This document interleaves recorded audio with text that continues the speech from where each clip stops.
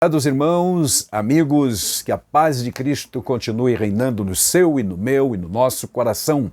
Você que ama estudo da palavra de Deus, estou aqui mais uma vez para, junto com você, meditarmos na palavra do Senhor. Palavra que é lâmpada para os nossos pés, luz para o caminho, que é o alimento para a nossa alma, que gera fé no nosso coração, conforme está escrito também na Carta de Paulo aos Romanos 10 e 17. Como você sabe, semanalmente comentamos um pouco a respeito dos assuntos tratados na semana na nossa escola bíblica dominical. E esta vez, estamos na lição número 9, o título é A Sutileza do Movimento dos Desigrejados. Este movimento tem se intensificado e com a pandemia isso realmente ampliou ainda mais e tem preocupado muitas lideranças. Muitos crentes verdadeiros, muitos crentes sinceros, fiéis, estão entendendo e achando que podem continuar sendo crentes sem participar de uma comunidade, sem estar ligado numa igreja institucionalmente constituída. No entanto, pela Bíblia Sagrada nós aprendemos que as coisas não são bem assim e muitos dos que se dizem ou se identificam ou são identificados, melhor dizendo, por desigrejados, na verdade estão iludidos, enganados e talvez mal orientados até. Mas há aqueles que conscientemente tomaram a decisão de se afastar da comunhão e esses, há um tempo atrás, chamaríamos simplesmente de desviados, porque, na verdade, eles tomaram uma decisão contra aqueles princípios estabelecidos no Novo Testamento. Afinal de contas, a Bíblia Sagrada diz que todos os que criam estavam juntos, diz a Bíblia. E, portanto, não era só a família de cada crente, mas todos os salvos. Está escrito em Atos dos Apóstolos, por exemplo, no capítulo 2. Você vai encontrar, a partir do Pentecoste, seguindo ali, verso 42 ao 44, encontrará estas definições. Além do que, em Hebreus capítulo 10, encontramos registrado o seguinte, que é o texto base do nosso estudo para esta semana, deste alerta de mais uma das sutilezas criadas por estes tempos pós-modernos, usados pelo inimigo para enfraquecer a fé ou a comunhão dos salvos em Cristo Jesus. Está escrito, portanto, na palavra de Deus o seguinte, Hebreus 10, 19 ao 25. Tendo, pois, irmãos, ousadia para entrar no santuário pelo sangue de Cristo, pelo novo e vivo caminho que ele nos consagrou pelo véu, isto é, sua carne. Verso 21, e tendo um grande sacerdote sobre a casa de Deus, cheguemo-nos com verdadeiro coração, com inteira certeza de fé, tendo o coração purificado da má consciência e o corpo lavado com água limpa. 23. Retenhamos firme a confissão da nossa esperança, porque fiel é o que prometeu, e consideramo-nos uns aos outros para nos estimularmos ao amor e às boas obras. Verso 25, que é também o texto-chave de toda esta lição, que diz, não deixando a nossa congregação, como é costume de alguns, admoestando-nos uns aos outros, e tanto mais quanto vedes que se aproxima ou que se vai aproximando aquele dia. Glória a Deus. Qual é o dia? Que dia é este que se aproxima? Todos nós crentes em Jesus sabemos que estamos cada vez mais próximo do grande evento. Aleluia! Aquilo que chamamos de a maior esperança da fé cristã, que é a volta de Cristo Jesus, quando os vivos serão transformados e os mortos serão ressuscitados, a encontrar depois, na sequência, o Senhor nos ares para estarmos para sempre com Ele. Glória a Deus! Então esse dia do verso 25 certamente é uma indicação do autor da carta aos Hebreus, uma indicação desse dia glorioso que aguardamos com apreensão, com ansiedade boa no sentido, não doentia naturalmente. Mas o que sobressai para efeitos de nosso tema da lição, que é a sutileza do movimento dos desigrejados, é realmente a parte, o versículo todo, verso 25, que diz, não deixando a nossa congregação, ou ainda, conforme a versão de Almeida atualizada, não deixemos de congregar-nos, quanto mais quando vedes que aquele dia se aproxima. Evidentemente também, para que possamos nos admoestar uns aos outros e nos estimular, como diz o verso anterior, no amor e nas boas obras. Não tem como fazermos isso a não ser presencialmente, estarmos reunidos realmente, não há outra forma. Eu sei que os tempos modernos e pós-modernos nos levaram a uma realidade que não existia há algumas décadas atrás, que é o fato da comunicação online ao vivo, ou seja, instantânea. Mas isto não quer dizer, evidentemente, comunhão. Não há como ter comunhão online. Nós podemos nos comunicar, ser esclarecidos, ajudados, animados e até mesmo edificados em muitos casos. Nós temos recebido tantas mensagens via internet que realmente nos ajudam. Porém, amados, comunhão é muito, muito, muito mais do que isto, do que simplesmente eu estar aqui falando para uma câmera que está diante de mim e você depois me assistindo lá algumas horas depois, um dia depois ou 3 dias. E quantas coisas já não aconteceram durante esse período, esse lapso de tempo entre aquilo que eu estou agora gravando esta mensagem e quando você está me ouvindo. Então não tem como comparar, não dá para dizer que estamos efetivamente em comunhão. Comunhão é quando eu posso estar ao seu lado, contemplar a sua fisionomia, ver o teu semblante, talvez dar um abraço, o toque físico. Realmente isso está faltando e muita gente não está entendendo. Tanto é que criaram o movimento dos desigrejados. E até uma certa organização, uma defesa forte por parte de muitos daqueles com quem você vai conversar e que dizem que estão fora por uma opção. Mas, na verdade, muitos estão mesmo parados, sem ir a uma igreja, sem filiar-se, ou melhor dizendo, sem estar unido a um corpo, a uma comunidade local, porque estão mal esclarecidos biblicamente. Então, pela palavra de Deus, conforme este texto, efetivamente, meus amados, não há como estarmos congregados via online. Nós precisamos estar juntos. Em Atos capítulo 2, nós encontramos escrito o que a primeira igreja, a igreja primitiva, praticava. E a Bíblia, resumidamente, diz lá naquele texto, o Atos, você sabe, é os primeiros momentos da história da igreja, é o livro histórico do Novo Testamento e, consequentemente, retrata como viviam aqueles primeiros crentes. No versículo 42, por exemplo, está escrito assim: perseveravam na doutrina dos apóstolos e na comunhão, no partir do pão e nas orações. Evidentemente que a comunhão aqui implica estar juntos, congregados. Verso 43, cada alma havia temor, muitos prodígios e sinais eram feitos por intermédio dos apóstolos. E o verso 44, que é muito preciso sobre a questão, então, dos desigrejados, dizendo, todos os que creram estavam juntos e tinham tudo em comum. Até mesmo, verso 45, vendiam as propriedades, distribuíam os produtos entre eles, conforme a necessidade, diariamente perseveravam unânimes no templo, partiam de casa em casa o pão, tomando suas refeições com alegria e singeleza de coração. Aleluia, glória a Deus. Então, diariamente perseveravam em reuniões no templo. Evidente que esse templo ainda era o templo judaico, porque templos propriamente cristãos ainda não havia.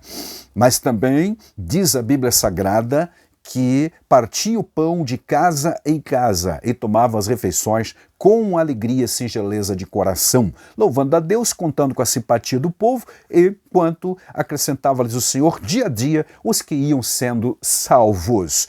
Destaque novamente para o versículo 44. Todos os que creram ou que criam estavam juntos, unidos. Aqui, portanto, não está falando apenas da família de cada crente, como é uma das justificativas que alguns dos chamados desigrejados apresentam para justificar suas atitudes de não se filiar ou tornar-se membro de uma igreja, participar da comunhão, da ceia e assim por diante. Eu sei sim que os tempos são diferentes, são modernos e que hoje existe a possibilidade de ouvirmos a palavra de Deus de variadas formas pelas mídias sociais, muitas que existem, e que podemos sim ser alimentados também dessa forma, mas não podemos ficar o tempo todo dependendo. Há um momento, pelo menos uma vez a semana, ou sei lá, uma certa periodicidade que precisamos estar junto com os irmãos de forma presencial, realmente. O que importa, aliás, o que impacta, o que traz realmente a comunhão,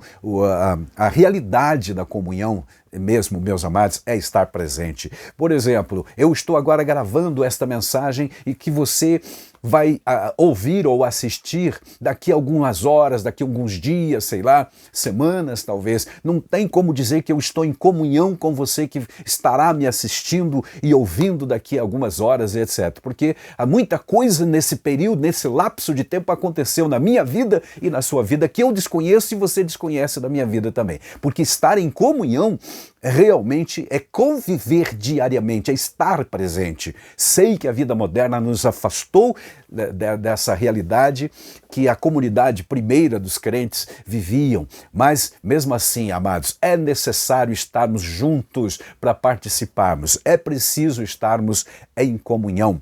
As figuras de linguagem que a Bíblia apresenta para retratar a igreja são, por exemplo, de um corpo com vários membros, conforme Paulo nos ensina, me instrui na carta aos Coríntios, capítulo 12, a partir do verso 8 a seguir. Fala de um corpo só, mas com muitos membros e cada um deles com uma função. Agora, se eu me isolo e digo, vou ser crente em casa, vou ler a Bíblia, vou orar, vou assistir algumas mensagens de internet, vou me virar sozinho, eu estarei no mínimo sendo egoísta e não cumprindo realmente com o que a Bíblia Sagrada diz. Para que seja definido como igreja local, é preciso que eu esteja unido com os demais, somando com eles, formando realmente um corpo. Não há como só um membro da igreja, que é você que está me vendo e ouvindo, ou eu que estou aqui, dizer que eu sou igreja. Em certo sentido, espiritualmente, sim, por onde eu vou, eu sou igreja, no sentido espiritual, mas congregacionalmente, ou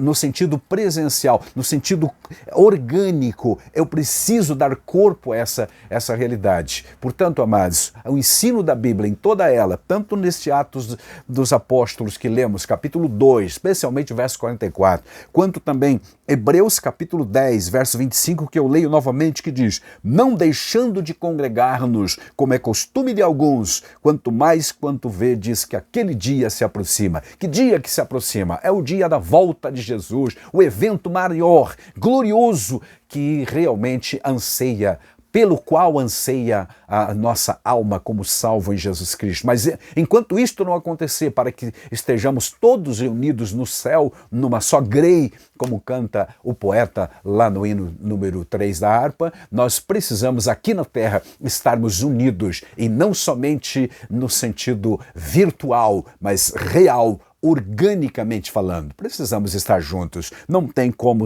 ter comunhão via online. Nós podemos, sim, nos beneficiar de muitas coisas da tecnologia, mas não dá para ter comunhão. Comunhão é estar junto, é olhar nos olhos da pessoa com quem nós temos realmente comunhão, com a qual participamos, e também verificar as suas reações, seu semblante, como está ele, etc. Porque na internet a gente acaba editando muitas vezes a personalidade e não é totalmente aquilo real. Deus nos ajude e faça-nos entender a realidade de continuarmos juntos. Você que está frequentando uma igreja, que é membro da igreja e que é atuante mesmo, meus amados, e que aqueles que aderiram a esse movimento dos desigrejados se conscientizem de que precisam estar reunidos, sim, num grupo organicamente constituído, chamado de igreja local, para contribuir para, como diz o texto que nós acabamos de ler, todos estavam juntos, entendiam a necessidade um do outro e se ajudavam mutuamente, tá bom? Essa nossa lição, então, meus queridos, a número 9 de nossa Escola Bíblica Dominical, trata desse assunto um tanto polêmico, um tanto mal compreendido, novo para alguns, desconhecido para outros, mas muito bem formado já na mente de muitas pessoas, que se tornaram e até se identificam como desigrejados. E eu entendo que há aqueles que estão sem congregar, ou os desigrejados, como aqueles que ou foram enganados, iludidos por alguém, se decepcionaram com uma liderança, ou com alguns crentes, ou com um grupo de crentes, ou com a igreja toda, e não encontraram um outro local para congregar. E então estão parados, literalmente em casa, lendo a Bíblia, orando, mas não é assim que funciona. Você precisa estar participando. Há aqueles que conscientemente também bateram na mesa, como fez o filho pródigo, e saiu. Esses eu considero desviado da comunhão. Sim, senhores, está desviado da comunhão. Não estou dizendo que você se desviou de Cristo, mas da comunhão local, sim. Você bateu na mesa, exigiu direito, se é que... Não exigiu direito como pródigo, não, mas saiu e optou por estar em casa sozinho. Não é assim. Você sozinho não vai, evidentemente, formar o corpo de Cristo como organismo, como comunidade, aleluia, como corpo místico de Cristo. Claro, como indivíduo você está em comunhão e é também igreja, mas no ensino de Paulo em 1 Coríntios 12, você é um dos membros do corpo. Aí não tem como entender de outra forma, não. Não é só um membro de uma família a qual você pertence, mas uma família espiritual que é o objetivo, o alvo maior do Novo Testamento, do próprio Deus. Está escrito em Efésios 2,19 que nós somos realmente da família de Deus. A igreja é considerada família de Deus. E a família é composta por muitos membros. Você é um deles. Então, zele por esta posição, honre esta posição e contribua fazendo a sua parte também. A nossa lição está dividida em 3 tópicos. O primeiro fala de visão e prática do movimento dos desigrejados. Primeiro, é um ensino anti-institucional, ou seja, quem ensina, quem está desigrejado nessa condição e procura incentivar outros ou se justificar ou ensinar que isso está certo, normalmente eles são contra a instituição igreja. E por quê? Já dissemos, alguns porque não querem ser submissos a normas, a usos, costumes, a doutrina da igreja, então acham que estão acima de tudo isto e, portanto, são contra, são anti-instituição completamente, são anticlericalismo, aliás, anticlerical, ou ainda se declaram contra qualquer tipo de igreja, não importa qual instituição, eles são contra e acham que podem, evidentemente, ser crentes sozinho, repetindo, em suas casas. Esta é a visão normalmente. Agora, por que fazem isso? Há duas realidades que já mencionamos. Primeiro, alguns, especialmente os com um pouco mais de idade, com mais vivência, decepcionado com algumas lideranças, com alguns comportamentos, com algumas atitudes, ao invés de serem sinceros e irem às pessoas que realmente falharam com você, que te decepcionaram, acabam se afastando, se isolando, deixando de participar da ceia, enfraquecendo no sentido da comunhão e acham que estão fazendo certo ficando em casa. Não está. É preciso combater. Se há erros na comunidade onde você frequenta, é importante ser sincero, transparente com as pessoas que erraram com você, que te machucaram, que te feriram, perdoar se for o caso, pedir perdão também e seguir avante em comunhão. Isso é o que a Bíblia Sagrada em Atos 2 nos orienta a partir do versículo 42, ou seja, como exemplo, né? A igreja primitiva vivia esta realidade. Não pense que não tinha problemas lá. A igreja de Corinto, por exemplo, havia vários problemas, no entanto, Paulo vai dizer que ela é um corpo só e que cada crente é um membro do mesmo corpo, que é Jesus, e viviam unidos, viviam realmente, tanto é que ele orienta sobre a ceia do Senhor, havia problemas lá, evidentemente, e ele diz também, quando vós vos reunis, um tem doutrina, outro tem salmo, então havia sim uma corporação. Quem é contra a instituição, a igreja está indo contra a própria instituição da Bíblia Sagrada, que fica claramente orientado que assim fosse para a glória de Deus. Aleluia. É verdade. Por onde você anda, você é parte dessa igreja, porque você é membro, não pode se desligar do corpo. Você é membro do corpo de Cristo. Mas também, em certo sentido, somos além de organismo vivo e espiritual, nós somos uma organização e precisamos zelar por isso também. Um segundo ponto a ser estudado nesta lição é a natureza da igreja neotestamentária. E aqui a gente vai confirmar. Primeiro, ela é um organismo. Sobre a natureza da igreja neotestamentária, devemos observar primeiramente que ela é um organismo vivo. Todo organismo precisa estar vivo. Nesse sentido, a igreja é corpo de Cristo, conforme 1 Coríntios 12, 27. Assim, a igreja é formada por todas as pessoas convertidas, que pertencem a diferentes povos, línguas e raças e nações, e etc. Etnias variadas. Glória a Deus por isso, né? Não há acepção de pessoas e todos são muito bem-vindos para formar a igreja. Como organismo vivo e espiritual, a igreja existe a parte de estatutos, de templos, de arquiteturas, de construções arquitetônicas ou prédios, etc. Além da lei humana, governamental, muito além de CNPJ. É evidente que sim, como corpo místico de Cristo. Contudo, possuir a estrutura física hoje não constitui um pecado, porque a lei diz isso, e a Bíblia vai dizer também em Romanos capítulo 13 que nós precisamos andar de acordo com as leis constituídas do país, obedecer às autoridades e às as autoridades legalmente constituídas, melhor dizendo, e as leis, portanto, do país onde vivemos. Então não é pecado. A repulsa dos sem igrejas contra estruturas arquitetônicas ou contra qualquer dessa instituição se dá mais por razões de insubmissão do que zelo pelo Evangelho. Isso tem sido constatado em quase todos os casos, certo? Especialmente entre o grupo mais jovens que estão fora da comunhão, em geral, são pessoas insubmissas. Realmente não é por zelo pela doutrina, pelo Evangelho, mas é porque não querem se submeter. Então, se esse é o seu caso, infelizmente, com todo respeito que você merece, mas reavalie a sua situação, volte humildemente a participar com os teus irmãos na comunhão e seja feliz e abençoado. Glória a Deus.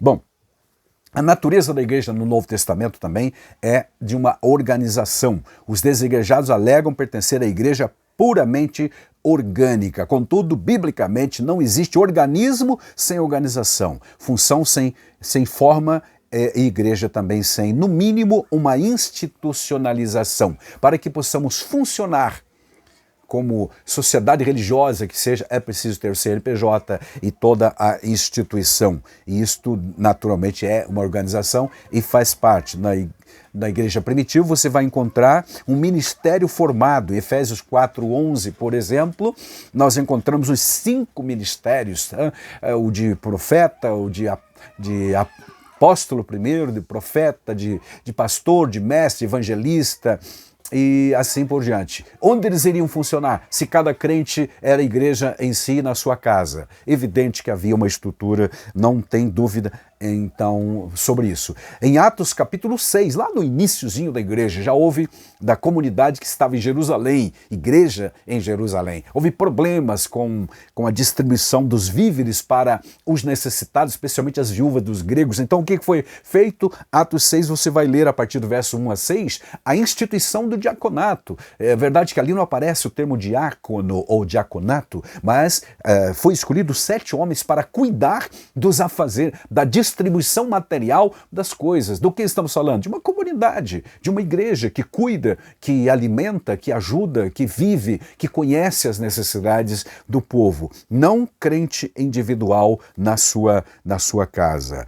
Paulo, por exemplo, por onde passava, ele instituía a igreja e, inclusive, promovia a escolha ou a eleição de presbíteros. Para quê? Para cuidar cada um de si ou da sua família? Não, para cuidar da comunidade cristã. É a comunidade cristã. Então, se você se pauta pela Bíblia Sagrada, há de convir que realmente havia, sim, além de organismo vivo, a igreja ela se constituía também e se constitui como uma organização que funciona humanamente falando, organicamente. E para isso é preciso ter ordem, é preciso ter liderança, alguém que dirige e etc. Essa mesma igreja possui seu código doutrinário. Acabamos de ler em Atos 2,42 que eles perseveravam na doutrina dos apóstolos, na comunhão e no partir do pão, e também na disciplina. E aí você vai ter vários textos do Novo Testamento informando essa questão doutrinária. Em Tito 2:6, por exemplo, 1 Pedro 3:5 e assim por diante. Segundo aos Tessalonicenses 3:6, onde Paulo ordena essa questão doutrinária. Ninguém vivia isolado, conforme aos Hebreus 10:25, que novamente quero mencionar. Não deixando de congregar-nos, como é costume de alguns, quanto vedes que aquele dia se aproxima. Então, aparentemente, há uma espécie de profecia aqui, dizendo que nos últimos dias, há esse alerta, né? Realmente havia dificuldade, as pessoas, cada um com a sua mentalidade, com a sua preocupação, achando que cada um tem razão em si, que é lei para si mesmo, e não sendo submisso, humilde para com uma liderança. Então, amados, a Bíblia Sagrada propõe que a igreja no Novo Testamento era um organismo, mas também uma organização. Fica provado por vários textos bíblicos. E aí terminamos falando sobre a importância e a necessidade da igreja. A igreja como família de Deus. Em Efésios, no capítulo 2 e o versículo 19, então nós encontramos exatamente esse desejo de Deus, o ideal de Deus. Assim está escrito: assim já não sois estrangeiros e peregrinos, mas concidadãos dos santos e sois da família de Deus. Como família de Deus, estamos edificados sobre o fundamento dos apóstolos e profetas, sendo Ele mesmo, Cristo Jesus, a pedra angular, no qual todo o edifício bem ajustado cresce para santuário dedicado ao Senhor, no qual também vós juntamente estáis sendo edificados na habitação ou para a habitação de Deus no Espírito. Mas o que mais vamos enfatizar nesse tópico, nesse ponto, é a questão da igreja como família de Deus, família que pertence a Deus, família espiritual, mais do que a família natural. A igreja é realmente a família de Deus na terra, é o ideal de Deus. Como família de Deus, a igreja tem Cristo como seu cabeça, seu líder maior. Os cristãos verdadeiros, portanto, como acontecia na igreja do primeiro século, devem se reunir para adorar Jesus Cristo, o Senhor da igreja. É nesse contexto que acontece a integração do crente na igreja local, certo? O importante nisso tudo é o sentimento de pertencimento ao corpo de Cristo que o grupo proporciona. É só no grupo que você terá esse sentimento, esse amparo, essa acolhida de pertencer a alguém, no caso Deus e a igreja, formar um grupo. Glória a Deus por isso. Não podemos ser igreja sem sermos antes uma família. Glória a Deus. A importância ainda reside no fato que a igreja existe, aliás, para testemunhar da salvação. Se por um lado o apóstolo Paulo chamou a igreja de família, por outro, o mesmo apóstolo apresenta essa família como alguém que foi chamado para dar glória a Deus, para divulgar. Diz assim, para que pela igreja a multiforme sabedoria de Deus seja conhecida dos principados e potestades no céu. Está escrito em Efésios capítulo 3 e o versículo 10. É pela igreja, como família, dando testemunho para a sociedade que até mesmo as potestades, ou seja, os anjos, tomarão conhecimento de que Deus tem um representante legal, agência de salvação no mundo, e não é você individualmente, mas é a igreja corporativamente, a igreja local, que é parte do reino de Deus na terra. Deus criou a igreja com o propósito de ser uma família, cuja missão é proclamar a sua abundante graça para a humanidade. Pode ser lido isso também em 1 Pedro, capítulo 2 e versículo 9, que fala a respeito de sermos chamados para proclamar chamado das trevas para proclamar a sua maravilhosa luz.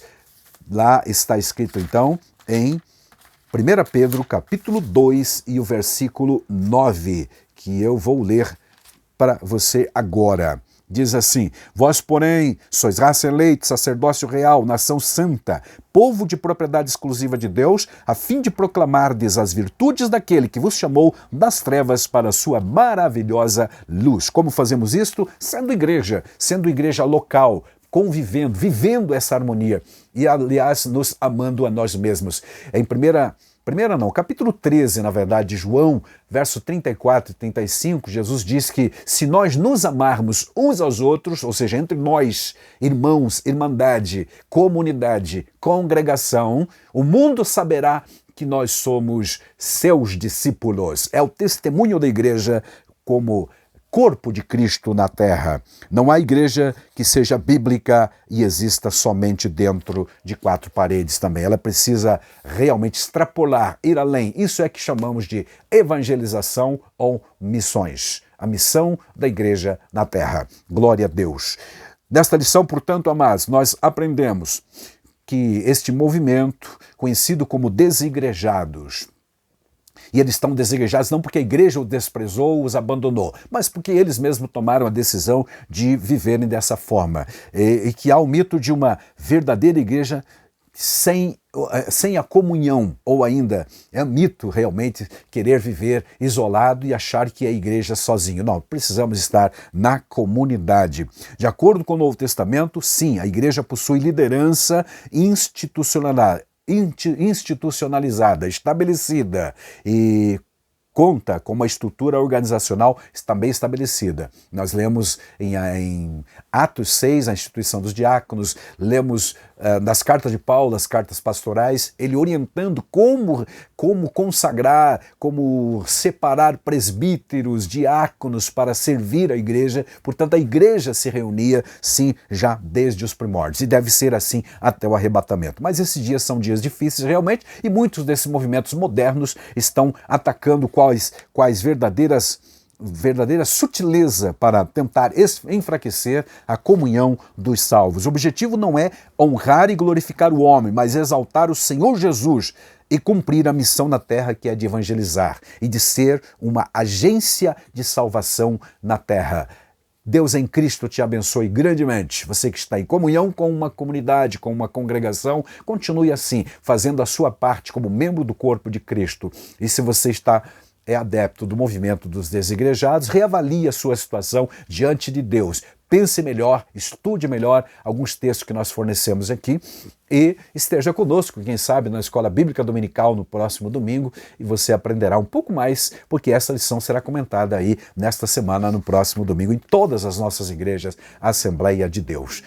Amém. Que até a próxima, então, que Deus continue te abençoando. Amém.